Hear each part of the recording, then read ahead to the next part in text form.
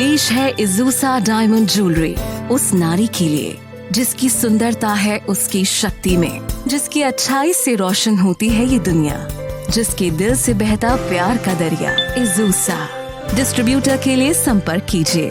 Call now 1800-532-8444।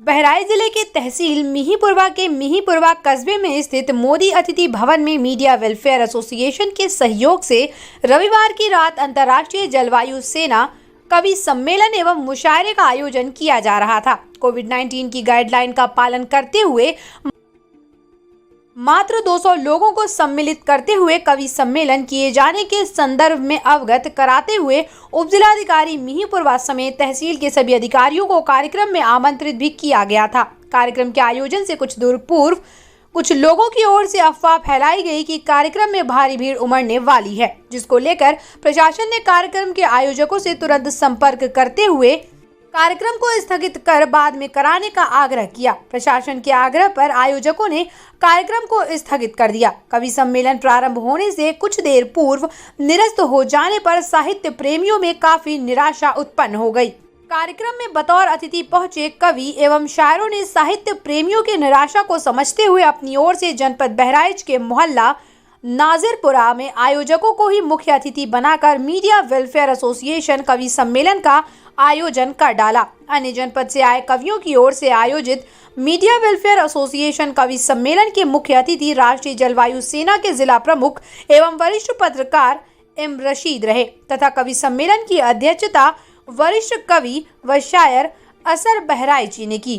कवि सम्मेलन का संचालन शायर राशिद राही ने किया। कवि सम्मेलन का शुभारंभ साहित्य के क्षेत्र में बेहतरीन कार्य करने वाले व्यक्तियों को सम्मानित कर किया गया। अन्य प्रदेश व जनपद से आए कवियों की ओर से आयोजित मीडिया वेलफेयर एसोसिएशन कवि सम्मेलन एवं मुशायरे में हिंदुस्तान के मशहूर कवियों ने साहित्य के क्षेत्र से जुड़ी गंगा जमुनी तहजीब का पैगाम देने वाली गजलें, गीत, कविताएं व नज़में पढ़ी। कानपुर से आई हुई मोहतरमा सायरा नूरी परवीन ने पढ़ा, कहाँ देखूं कहाँ पर मैं न देखूं, तेरी तस्वीर हर दीवार पर है, अगर मुमकिन हो तो सूरत दिखा दो, हमारी जिंदगी दीदार पर है।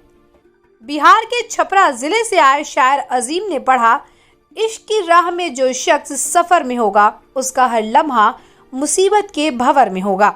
फैजाबाद से आए कवि सोमनाथ अनाड़ी ने पढ़ा, प्यार दिल में जगाकर छोड़ दिया, रेत का घर बनाकर तोड़ दिया। कवि गुलशन पाठक ने पढ़ा, तुम मेरे नज़दीक आओ मैं गज़ल पढ़ता रहूं, धीरे धीरे मुस्कुराओ मैं गज़ल पढ़ता रहूं।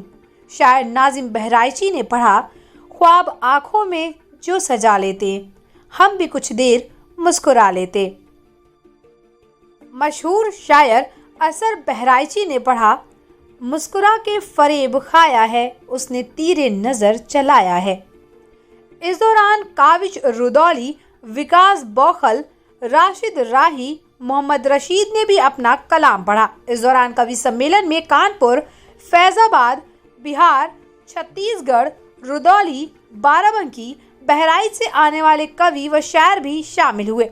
इस मौके पर पर्यावरणविद Ramesh Chandra, media welfare association के तहसील अध्यक्ष एम रशीद, विनोद शर्मा, महामंत्री दिनेश चंद्र, वरुण शर्मा, AK जोशी, अमित पोरवाल, आदर्श पांडे, विशाल अवस्थी, बंसत लाल अवस्थी, मोहम्मद जमील कुरैशी, जुनैद खान, अनिल मिश्रा, असलम खान मौजूद रहे। जनपद बहराइच के नाजिरपुरा मोहल्ले में आयोजित मीडिया वेलफेयर एसोसिएशन कवि सम्मेलन एवं मुशायरे के अवसर पर साहित्य एवं पत्रकारिता के क्षेत्र में उत्कृष्ट कार्य करने वाले व्यक्तियों को राष्ट्रीय जलवायु सेना उत्तर प्रदेश की ओर से बुके व प्रशस्ति पत्र देकर सम्मानित किया गया। सम्मान पाने वालों में अंतर्राष्ट्रीय शायर असर बहराइची, वरिष्ठ पत्रकार Wasim Akram, chief editor CIB India news agency, वरिष्ठ पत्रकार दिलीप नारायण मदेशिया, तबरेज अहमद ऑर्गेनाइजर CIB, कवि गुलशन पाठक, कवि शोभनाथ फैजाबादी, सैयद अकरम पत्रकार, मनशाद अहमद, शादाब हुसैन शामिल रहे। इस मौके पर राष्ट्रीय जलवायु सेना के जिला प्रमुख एवं वरिष्ठ पत्रकार एम रशीद ने कहा कि साहित्य समाज का दर्पण होता है।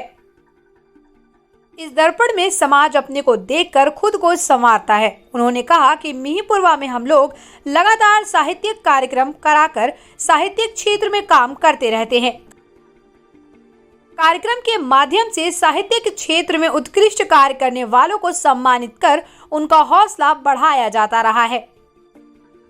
ये कार्यक्रम हमारा जो था वो अदबी था और इसको होना था, इसके लिए हमने तैयारी की थी महीने भर पहले से, और इसमें काफ़ी शोरा हजरात को आना भी था, लेकिन अचानक तौर पे प्रशासन ने हमको रोक दिया और ये कहा गया कि ओपन एयर में या खुले उसमें या ज़्यादा लोगों के साथ ये कार्यक्रम आप कर ही नहीं सकते। तो हमने उस कार्यक्रम को समेट दिया और एक छोटे से रूम में अपने कुछ शोरा हजरात के साथ हम लोग यहाँ इकट्ठा हुए, और मैं समझता हूँ कि हम बहुत कामयाबी के साथ उस वहाँ तक पहुँच गए जहाँ तक हम पहुँचना चाहते थे। हमारा कार्यक्रम ये पूरी तरह से सफल रहा है और हम यहाँ जो लोग जो हमारे साथ में आए, जो श्रोतागण थे, शायर थे, कवि थे, उनको हम धन्यवाद भी दे रहे हैं यहाँ, और ये भी महसूस कर रहे हैं कि उन लोगों ने उन परिस्थितियों में मेरा साथ दिया जब मैं करीब परेशान हो चुका था, मेरे समझ नहीं आ रहा था कि इस कार्यक्रम को हम कैसे कराएं। बहरहाल कार्यक्रम पूरी तरह से संपन्न हुआ है। कवि सम्मेलन और मुशायरे का जो कार्यक्रम होता है, आपको क्या लगता है इससे किस तरह के संदेश समाज को, दुनिया को जाने चाहिए, किस तरह का मैसेज यहाँ से गया है? देखिए, ये जो इस तरह के कार्यक्रम होते हैं हकीकत में कोई ना कोई संदेश ही देते रहते हैं, जिससे जो परिस्थितियाँ उस वक्त होती हैं समाज में, उसी के ऊपर सीधे प्रहार करते हैं ये जो है इस तरह के कार्यक्रम। और ये प्रयास रहता है कि हम जो चीज़ें छुपी हुई हैं, राज में हैं, उनको ओपन करें। वो अपना एक तरीका होता है, हम अशार के ज़रिए या कविताओं के ज़रिए समाज की उन परिस्थितियों को लोगों के सामने लाते हैं जो लोग जानते नहीं, और उससे उनके अंदर कोई ना कोई जज्बा पैदा होता है। अगर कोई बुराइयां हैं समाज में तो उसको हम समेट कर सामने लाते हैं, फिर एक जज्बा उभारते हैं कवि और शायर कि उन बुराइयों को समाज से दूर किया जाए और समाज को साफ़ सुथरा किया जाए, और एक संदेश दिया जाए जो है यहाँ से लेकर के दूर दूर तक लोगों तक पहुँचे। क्योंकि ये आजकल के इस सोशल मीडिया के दौर में हमारे निकले हुए अल्फाज केवल यहीं तक महदूद नहीं है, बहुत दूर दूर तक चले जाते हैं। कौन सी बात कौन आदमी कब कह रहा है और उसका क्या अर्थ निकल रहा है और उससे क्या फ़ायदा हो रहा है समाज को, ये वक्त बताता है कि यहाँ जो कुछ भी हुआ इसका असर यहाँ से लेकर के कहाँ तक जाएगा, और कौन कौन सुनेगा इसको, और क्या उसका मतलब निकालेगा, और कौन कौन से लोग सीधी राह पर आ जाएंगे, और समाज में कौन सा परिवर्तन आएगा, कौन सा बदलाव आएगा। क्योंकि साहित्य को समाज का दर्पण कहा गया है, और ये जो है एक तरह से समाज अपना चेहरा इसमें देखता है, इस दर्पण में, और अपने को संवारने का काम करता है। CIB इंडिया न्यूज की सभी खबरों को देखने के लिए लाल रंग की बटन को दबाकर चैनल को सब्सक्राइब जरूर करें, घंटी जरूर दबाएं ताकि हमारी सभी खबरों के नोटिफिकेशंस आप तक पहुंचते रहें।